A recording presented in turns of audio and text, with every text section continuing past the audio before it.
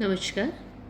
मैं श्रीमती कविता राय, राजकीय वरिष्ठ उपाध्याय संस्कृत विद्यालय महापुरा में कार्यरत हूँ।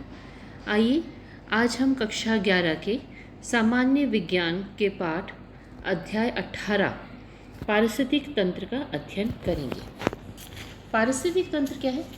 पारिस्थितिक तंत्र जैव मंडल का एक ऐसा स्वतंत्र तंत्र है जिसमें खाद्य पदार्थों एवं ऊर्जा का प्रवाह एक पोषक स्तर से दूसरे पोषक स्तर तक विशेष नियमों के अनुसार होता है। अर्थात हम ये जानते हैं कि हमारा जो पूरा जैव मंडल है उसके अंदर एक ऐसा स्वतंत्र तंत्र जिसमें खाद्य पदार्थ और ऊर्जा दोनों का ही प्रवाह एक पोषक स्तर से दूसरे पोषक स्तर तक विशेष नियमों के अनुसार होता रहता है। इसी को ही हम पारिस्थितिक तंत्र कहते हैं। ओडम ने 1971 के अंदर पारिस्थितिक तंत्र संरचना के 6 घटकों से मिलकर बनता है, ऐसा उसने कहा। तो ये जो 6 घटक हैं वो हैं अकार्बनिक पदार्थ, कार्बनिक पदार्थ, जलवायु, उत्पादक, गुरु उपभोक्ता और सूक्ष्म उपभोक्ता।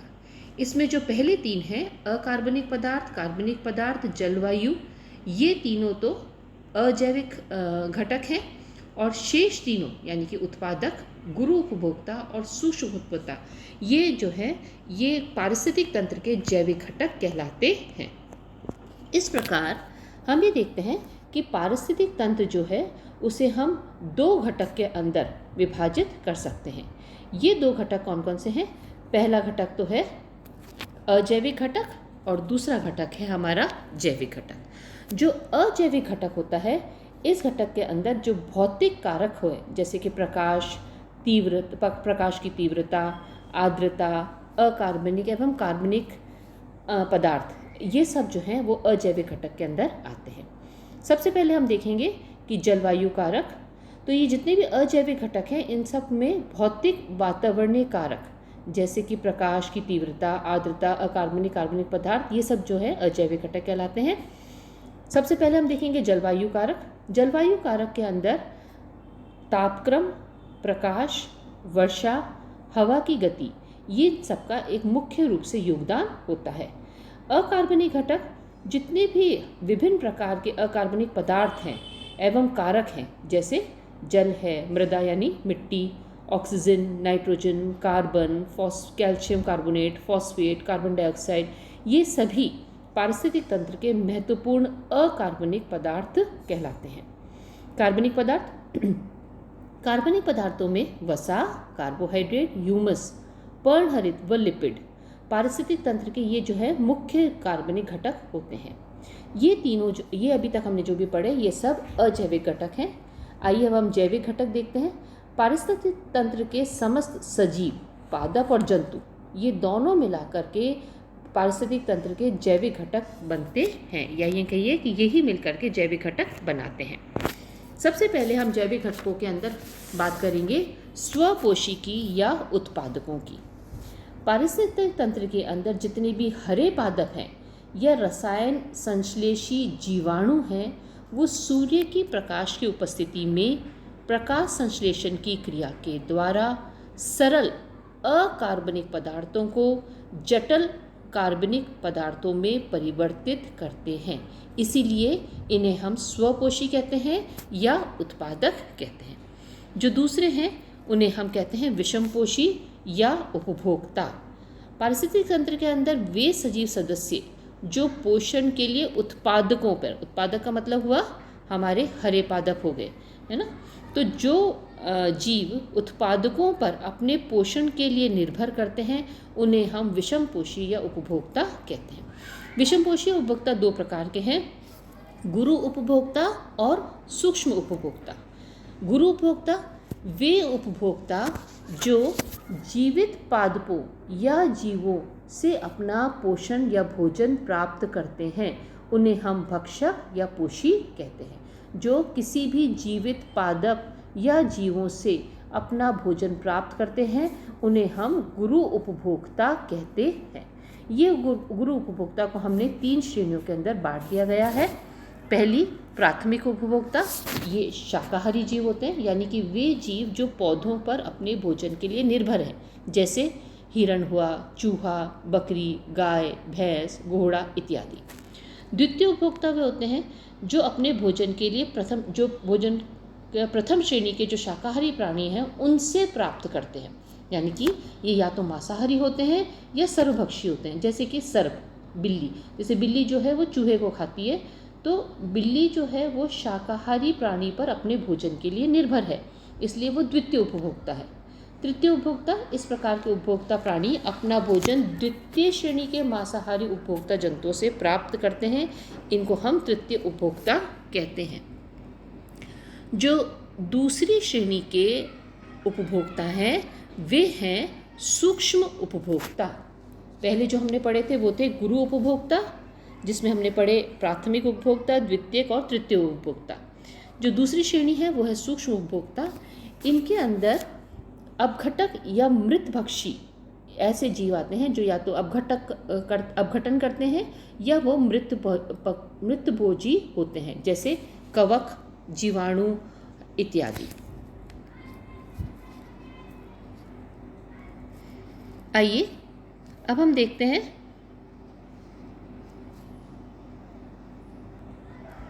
खाद्य श्रृंखला किसे कहते हैं। पारिस्थितिक तंत्र में सभी जीव एक दूसरे पर खाद्य पदार्थों के लिए और ऊर्जा के प्रवाह के लिए एक दूसरे पर निर्भर होते हैं। तो ऊर्जा के प्रवाह का एक पोषक स्तर से दूसरे पोषक स्तर तक एक श्रृंखला के रूप में होना खाद्य श्रृंखला कहलाता है। यानी कि वापस से देखें इसी परिभाषा को हम, कि पारिस्थितिक तंत्र में जब एक जीव दूसरे जीव से खाद्य पदार्थों के लिए तथा ऊर्जा के प्रवाह के लिए एक पोषक स्तर से दूसरे पोषक स्तर तक एक श्रृंखला के रूप में व्यवस्थित होते हैं, तो उसे हम खाद्य श्रृंखला कहते हैं। खाद्य श्रृंखला में प्रत्येक स्तर को ऊर्जा स्तर या पोषक स्तर कहा जाता है। उदाहरण के लिए हम घास या स्थलीय पारिस्थितिक तंत्र लेते हैं। उसमें हम देखते हैं कि जो घास है उसे टिड्डे खाते हैं, टिड्डों को मेंढक खाते हैं, मेंढक को सर्प खाते हैं और सर्प जो है वो उल्लू का भोजन बनते हैं। इस प्रकार से एक पूरी श्रृंखला का निर्माण होता है। इसी श्रृंखला को हम खाद्य श्रृंखला कहते हैं। अगली चीज़ है खाद्य जाल। किसी भी पारिस्थितिक तंत्र में सभी खाद्य श्रृंखलाएं आपस में मिलकर एक जाल के समान संरचना बना लेती है। ये संरचना जो है, ये खाद्य जाल संरचना जो है वो क्या है, जब खाद्य श्रृंखलाएं आपस में एक दूसरे से मिल जाती हैं। जैसे अगर हम देखें तो कभी कोई धागे हमारे पास में हो और वो धागे जब आपस में एक दूसरे से उलझ जाते हैं, एक दूसरे के साथ में फंस जाते हैं, तो उन्हें हम एक जाल कहते हैं। एक ताना बाना सा बुन जाता है जिसे कि हम जाल कहते हैं। उसी प्रकार से ये खाद्य श्रृंखलाएं जब आपस में एक दूसरे से संबंधित होती चली जाती हैं, तो वो एक खाद्य जाल का निर्माण करती हैं। पारिस्थितिक तंत्र का संतुलन हम जानते हैं। किसी भी पारिस्थितिक तंत्र में खाद्य जाल जितना जटिल होता है, जितना विशाल होता है, वो तंत्र उतना ही अधिक स्थायी होता है। हम ये जानेंगे कि पारिस्थितिक तंत्र जितना ज़्यादा जटिल है, जितना ज़्यादा विशाल है, वो पारिस्थितिक तंत्र उतना ही ज़्यादा स्थायी होता है। जितना छोटा पारिस्थितिक तंत्र है, जिसमें विविधता जितनी कम है, वो अस्थायी होता है। और अगर किसी पारिस्थितिक तंत्र में विविधता ज़्यादा है, विशालता ज़्यादा है, जटिलता ज़्यादा है, तो वो पारिस्थितिक तंत्र उतना ही ज़्यादा स्थायी होता है। क्यों? क्योंकि एक जीव के किसी भी प्रकार से नष्ट होने या कम होने से खाद्य जाल की स्थिरता पर अधिक प्रभाव नहीं पड़ता, क्योंकि उसकी पूर्ति जो है उसी स्तर का कोई दूसरा जीव कर लेता है। अतः अधिक संख्या में वैकल्पिक पथ होने के कारण खाद्य जाल अधिक स्थिर और संतुलित बनता है। आइए अब हम देखते हैं विभिन्न प्रकार की जैव रासायनिक चक्रों को। सबसे पहले हम पढ़ेंगे कार्बन चक्र।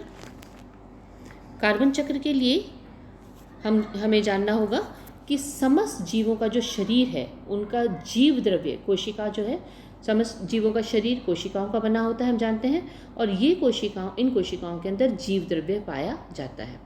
समस्त जीवों के शरीर में जो ये जीव द्रव्य पाया जाता है, उसमें कार्बन एक प्रमुख तत्व के रूप में विद्यमान होता है।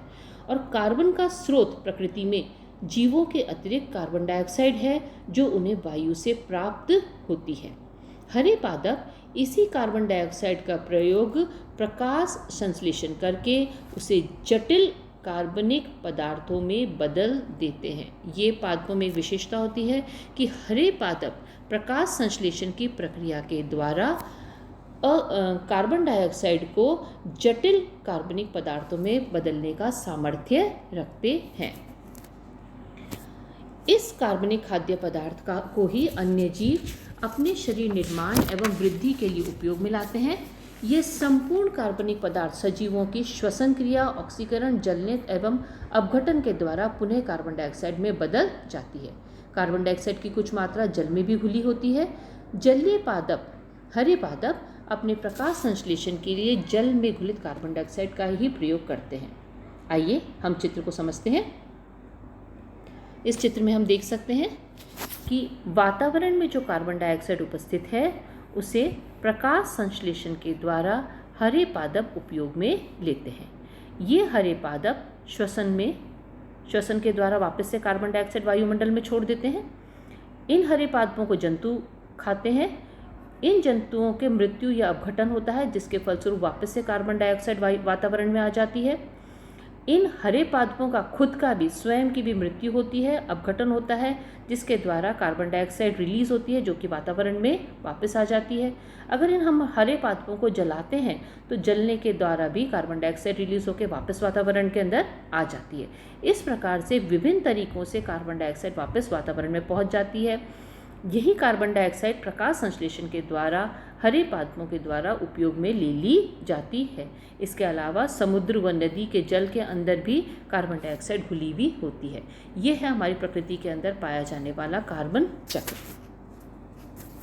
आइए अब हम देखते हैं जल चक्र। जल चक्र सामान्य रूप से सभी बच्चे छोटी क्लासों में भी पढ़ चुके हैं कि समुद्र तल से जल वाष्पित होकर वायुमंडल में मिलता रहता है। जब सूर्य का प्रकाश समुद्र पर पड़ता है तो समुद्र तल का जो जल है वो वाष्प में परिवर्तित होकर वायुमंडल में मिल जाता है। जब ये वाष्प वायुमंडल में जाता है तो वायुमंडल में उपस्थित धूल कणों के साथ में मिल करके ये वाष्प बादल में बदल जाते हैं और पृथ्वी पर वर्षा के रूप में, ओस के रूप में, हिम के रूप में, कोहरे के रूप में पुनः लौट आते हैं। इस प्रकार ये देखिए पृथ्वी में जल चक्र यहाँ पर दर्शाया गया है। यहाँ पर बादल जो हैं वो बन रहे हैं। बादलों का बनना, इन बादलों के द्वारा वापस से वर्षा होती है और वर्षा के द्वारा ये पानी जो है वो वापस से पृथ्वी पर आ जाता है। सूर्य का प्रकाश पड़ने पर जल का वाष्पीकरण होता है और जल जो है वो वाष्प बन के पुनः बादलों में पहुंच जाता है। जब जल पृथ्वी पर पड़ता है तो जल की कुछ मात्रा भूमिगत जल के रूप में भी हमारे तक पहुंचती है। इस प्रकार से जल का एक संपूर्ण चक्र प्रकृति के अंदर पाया जाता है।